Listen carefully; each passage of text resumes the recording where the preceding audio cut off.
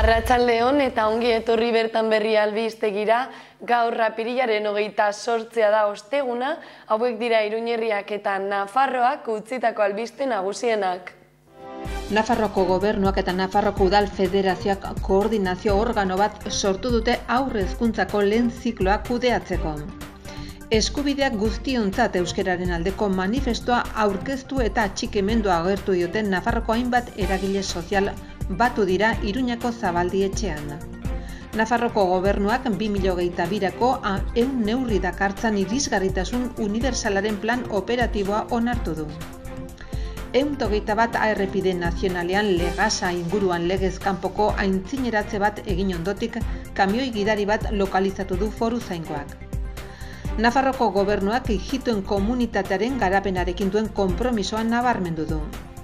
Osasun departamentoak inkesta serologiko bat hasi du 2000 pertsonako lagin batean, Nafarroko biztanleen immunitatearen egoera ezagutzeko. Katxalingunek bulego berriak estrenatu ditu Lizarran eta Tafaian. Nafarroko gobernuak Intia sozietate publikoren esku utzi du nekazaritza ustiategiei aholkularitza emateko neurriak kudeatzea. Nafarroko hegoaldeko nekazariek herrigora ekimenarekin 10.000 etxetara ailegatu dira azkeneko kanpainan, iaz baino 120 gehiago. Iruñak eta Galar zendeak beren udal mugartetako 576.000 metro karratuko aldatzea erabaki dute etorkizuneko hirigintza garapenen kudeaketa eta egikaritzea erraisteko. Gaur Donibane auzoa Iruñako udalaren auzo foro baten protagonista izango da. 1500 kirolari baino gehiago parte hartuko dute eskolako aroko, katetako eta judo veteranoetako Espainiako txapelketan ostiraletik igandera, Iruñan, Nafarroarenan.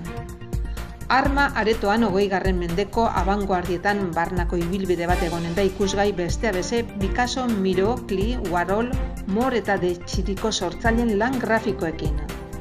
5. Hacienda feria eginen dute beran larunbat honetan.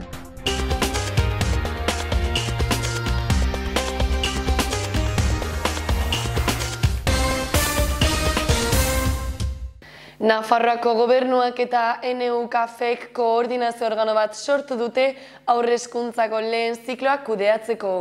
Erakunde berria 03 plataformako ordezkariekin bildu da gaur eta haiekin zikloaren egoera eta lan aldarrikapenak aztertu ditu.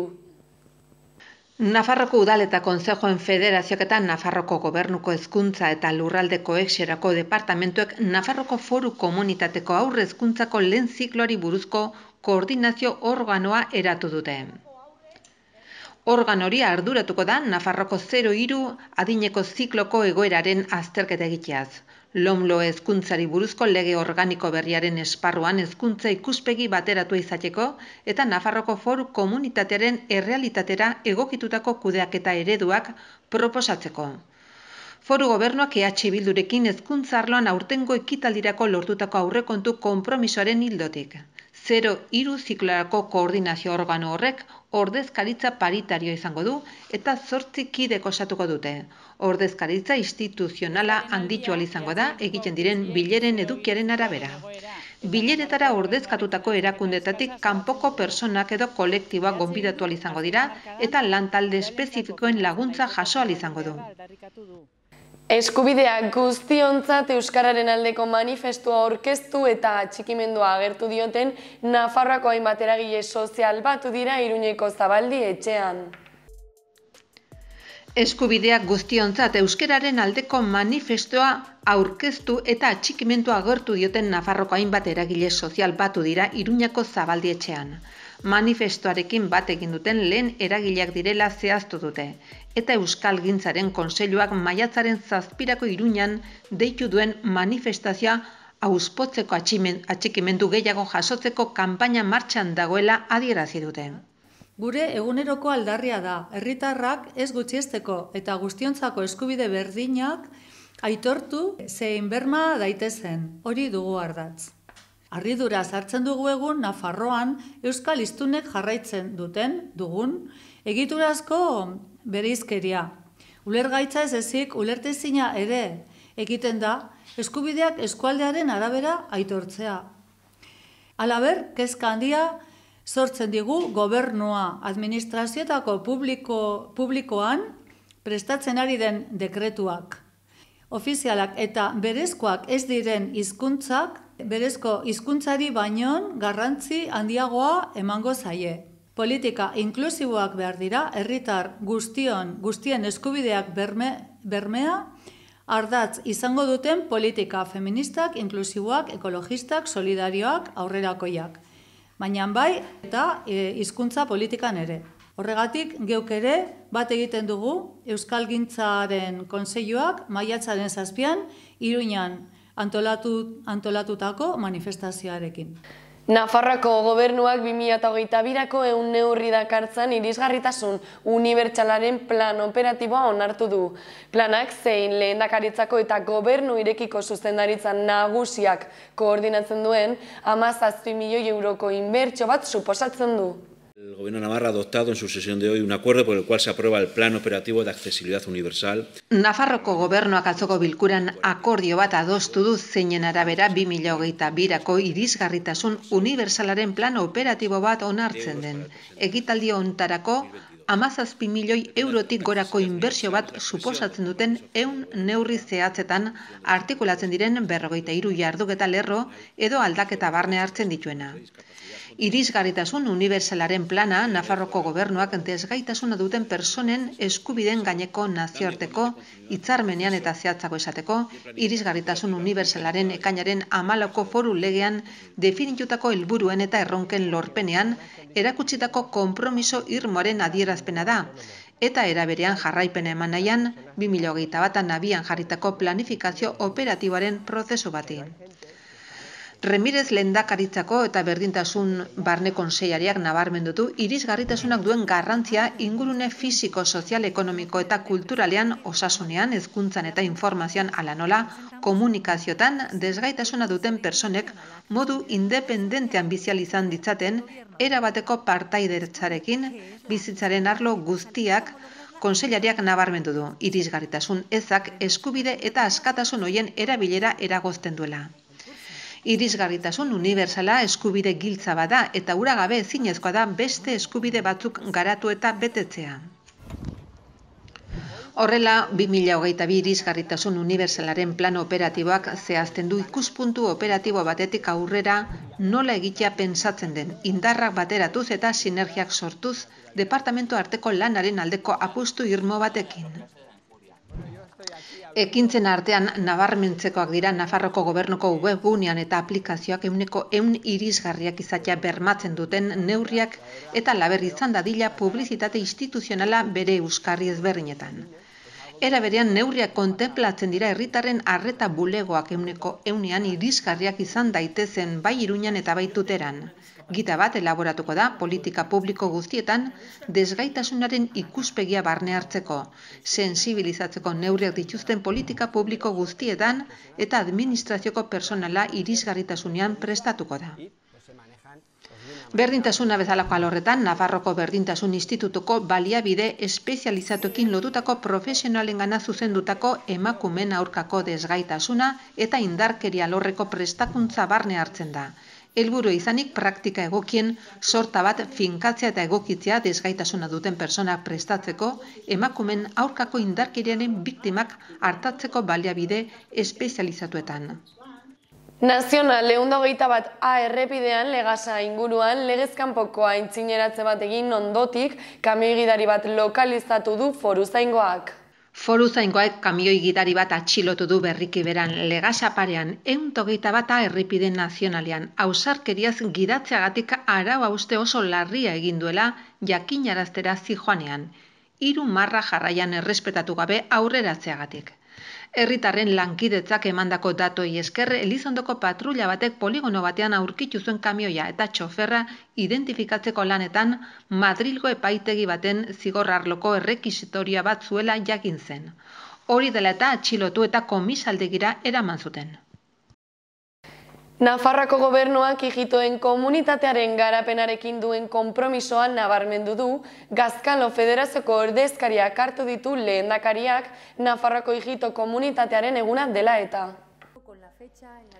Nafarroko lehendakaria izan da atzo Nafarroko Ijitoen Elkarteen Federazioko Gazkalo ordezkarien harrera instituzionalaren buru. Ijito komunitatearen eguna zela eta. Lehendakariak nabarmendu du gobernuak ijito komunitatearen garapenarekin duen konpromisoa eta garapena eta aurrerapena gizarte demokratiko orotan gorrotoaren eta arrazakeriaren gainetik nagusitzeko elkarrekin egindako lana.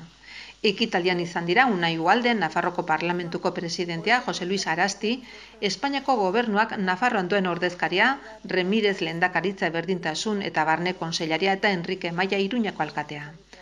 Halaber, bertan izan dira Eduardo Santos, Migrazio Politiken eta Justizia Kontseilaria, Carlos Jimeno Hezkuntza Kontseilaria, Ana Ollo, Herritarrekiko Harremanetako Kontseilaria, Patxi Bera, Nafarroko Arartekoa eta talde parlamentarien ordezkaria bertze. Lehendakariak bere hitzaldian adierazi duenez ijito komunitatea erabat integratzeko elkarlanean jarraitu behar da, azken mendeetako historia eta bizikidetza partekatzen bai ditugu. Ildo horretan, Nafarroak ijito populazioa garatzeko estrategia espezifikoa duela adierazi du. Eta estrategia horrek zeharka bideratzen dituela bai ikasgaia bai parte hartzen duten eragileak. Lehendakariak nabarmendu du emakume ijitoen berdintasuna eta ahalduntzea sustatzeko Kali programa diskriminazio bikoitzari aurre egin behar diotena. Horregatik, adierazi du ahalegin berezia egin behar dela gizartaratzen eta laneratzen, genero berdintasunaren eta diskriminazio ororen aurkako borrokaren ikuspegitik.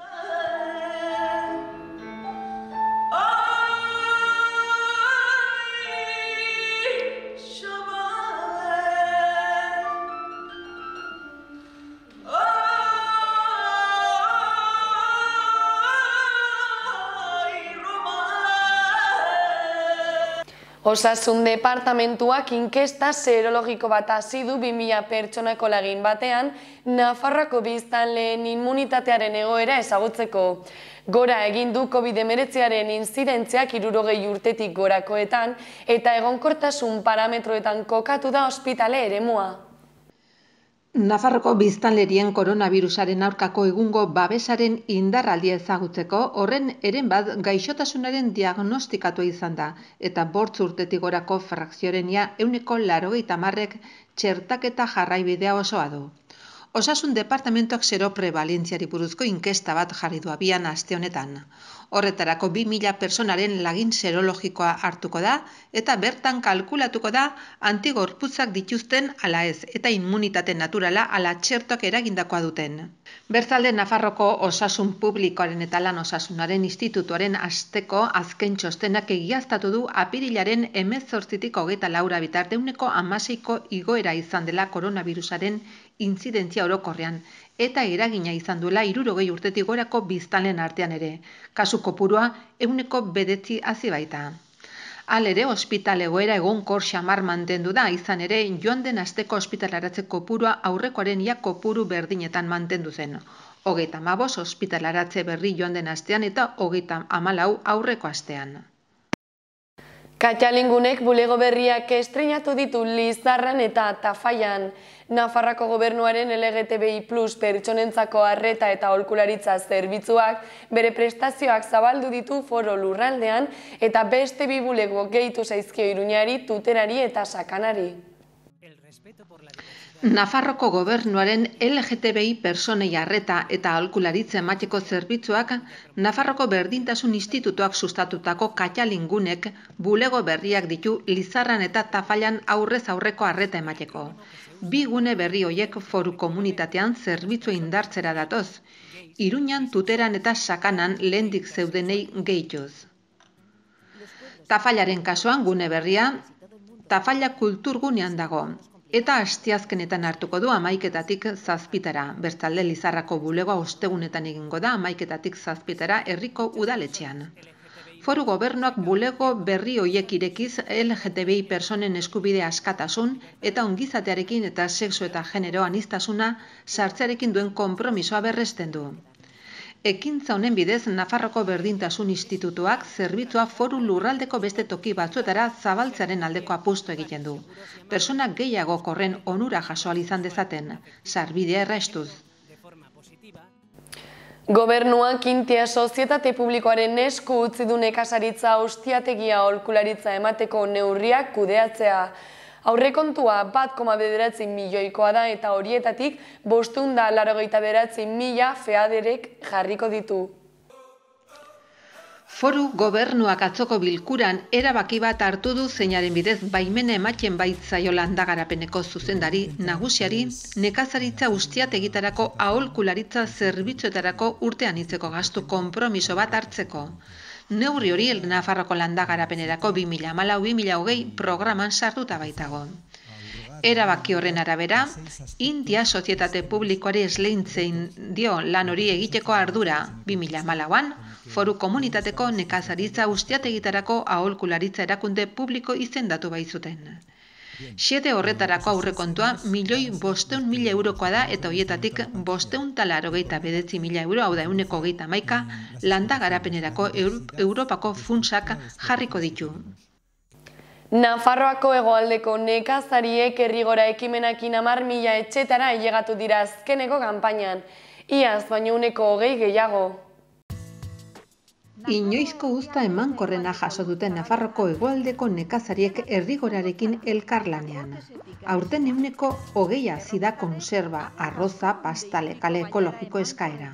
Datorren urtean potxa ekologikoa ekarri halko dute, eskaintzara eta produktu ekologiko kopurua orokorrean handiago izango dela iragarri du herrigorak.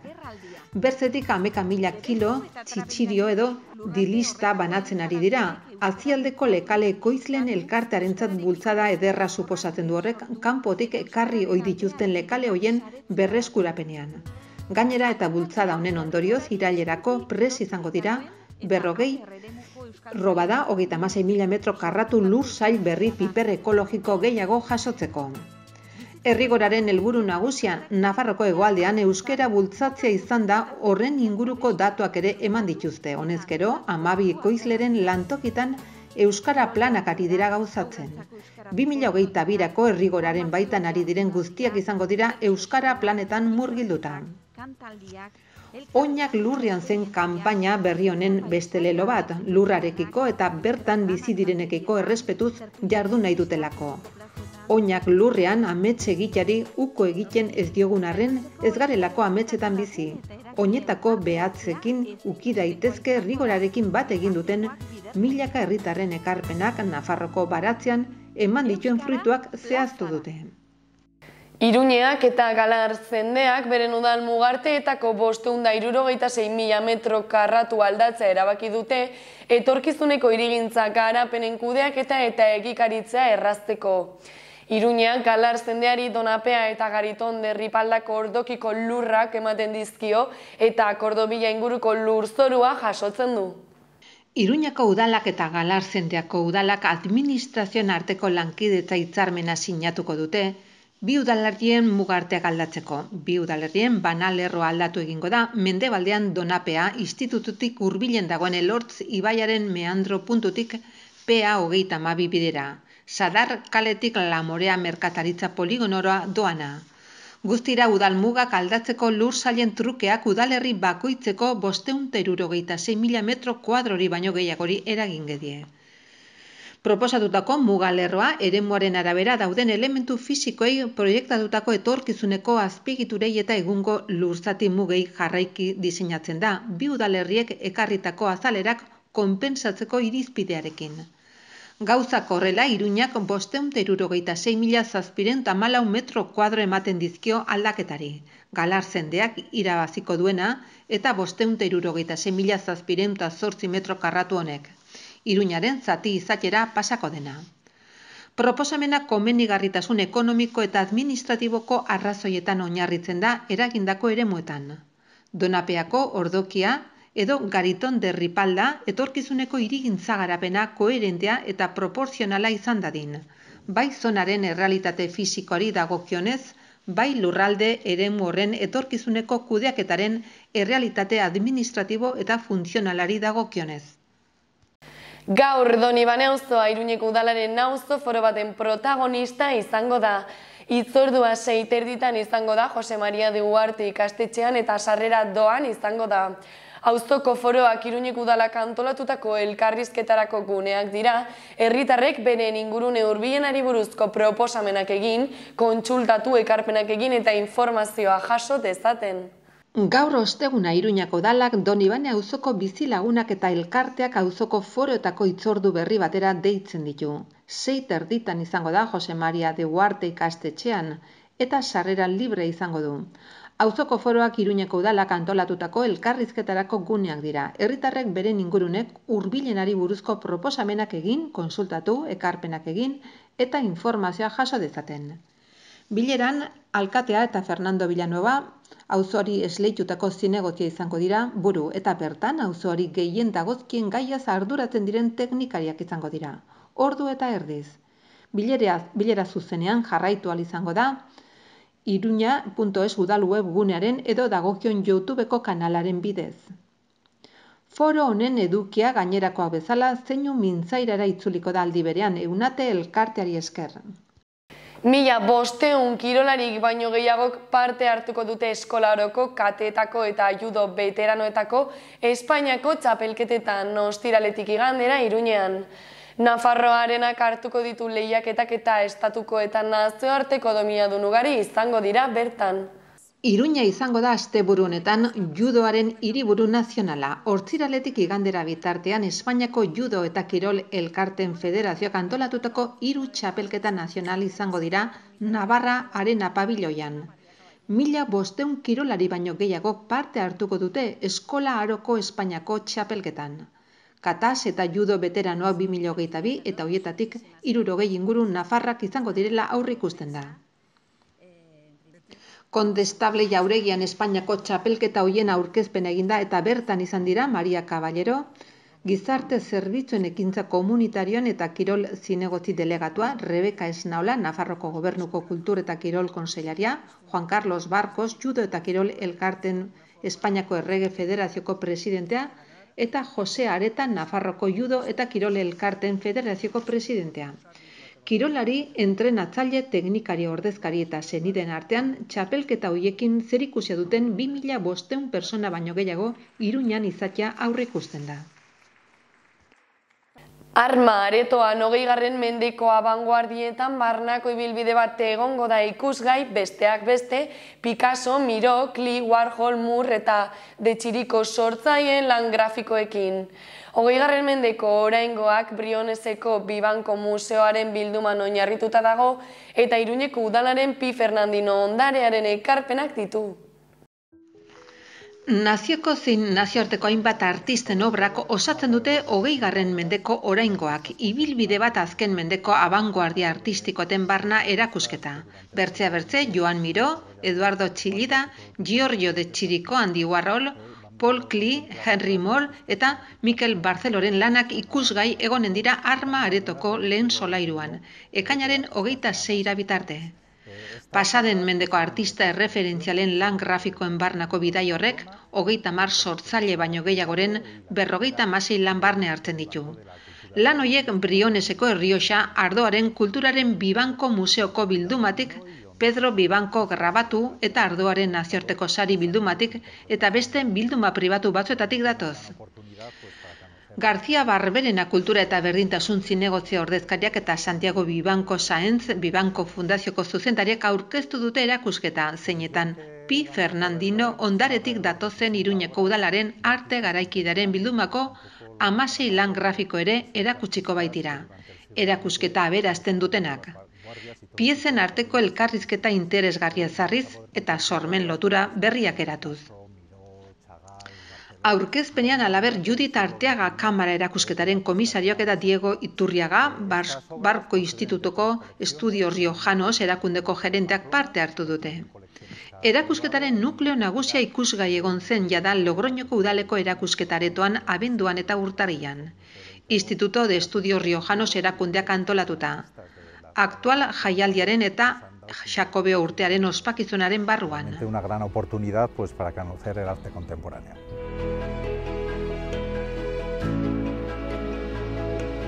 Bosgarrenez Hazienda Feria eginen dute beran larunbatean apirilaren 30ean. Bosgarren urtez Hazienda Feria eginen da larunbat honetan apirilaren 30 beran. Berako abeltzainak berako udalaren laguntzarekin antolatu dute feria, Tokiona Institutoko patioan. Goizeko 10etan hasi eta ordubiak bitarte 25 abeltzainen haziendak ikusteko aukera egon unen da azokan, eta haziendak ikusteaz gainera ardiaren ilea nola mozten den eta ferratzailek lana nola egiten duten ikasteko aukera izanen da bertan. Horretaz aparte, bertako ekoizle beren produktuak salduko dituzte, gazta, eztila, sagardoa edo barazkiak.